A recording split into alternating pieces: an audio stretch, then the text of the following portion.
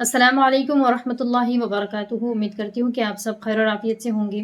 कुरान को पढ़ने के रूल्स और मखारिज के पता होने के बावजूद भी कुरान को पढ़ने में अगर आप स्ट्रगल कर रहे हैं, आपको चैलेंजेस महसूस हो रहे हैं कि किस तरीके से हम फ्लुएंसी के साथ कुरान को पढ़ें, तो इन तमाम सवालों के जवाब इस वीडियो में हम जानेंगे। सबसे पहले तो ये जानना है कि सिर्फ़ तजवीद और मखारिज के पढ़ लेने से या इनको सीख लेने से कुरान को पढ़ने में फ्लुएंसी नहीं आती है। आपको उसकी लगातार प्रैक्टिस करनी पड़ती है। बहुत से लोग ये समझते हैं कि तजवीद अगर हमने सीख ली तो हमारा कुरान जो है बहुत अच्छे से हम पढ़ लेंगे और फ्लुएंसी के साथ और रवानगी के साथ कुरान हमको पढ़ना आ जाएगा।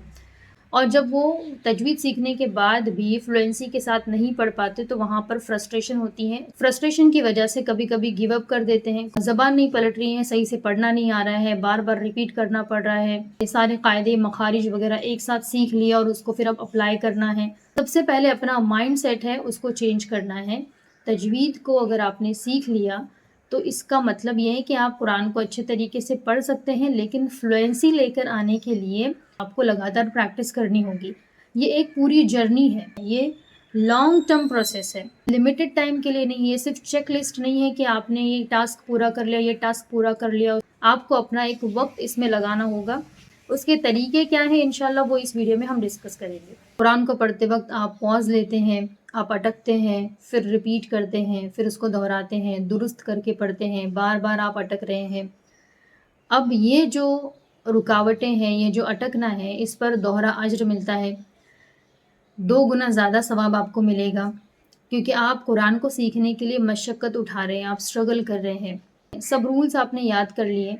अब उन तमाम रूल्स को अगर आप एक साथ अप्लाई करने जाते हैं, तो ये बहुत ज़्यादा चैलेंजिंग होता है। सबसे पहले तजवीद का अगर एक रूल आपने सीख लिया, उस एक रूल को आप कुरान में अप्लाई करिए। सारे रूल्स अगर आपने एक साथ अप्लाई करना स्टार्ट कर दिए और आप अगर बिगिनर हैं, तो ये आपके लिए बहुत मुश्किल टास्क होगा। तजवीद का कोई भी एक रूल सिलेक्ट करिए, उस एक रूल को आप कुरान करीम में अप्लाई करिए। आप फाइंड आउट करिए कि कहाँ पर वो कायदे आ रहे हैं, उसमें मास्टरी हासिल करिए, उसको बार बार प्रैक्टिस करिए और फिर दूसरे रूल की तरफ आप जंप अप कर सकते हैं। भागने से पहले आप चलना सीखो, ये जो टेक्निक है, इस टेक्निक को आपने अप्लाई करना है। आपको छोटे छोटे कदम डालने हैं। आप इजी सूरा और जो आसान पारा है उससे स्टार्ट कर सकते हैं।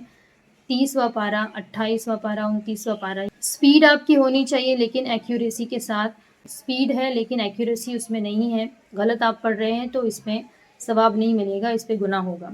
इनपुट आपका ज़्यादा होना चाहिए, यानी लिसनिंग स्किल्स के बारे में हमने इससे पहले वाली वीडियो में भी बात की थी। लिसनिंग स्किल्स आपकी अच्छी होनी चाहिए। जितना कुरान को आप सुनेंगे, उतना ज़्यादा पढ़ने में आपके लिए आसानी होगी।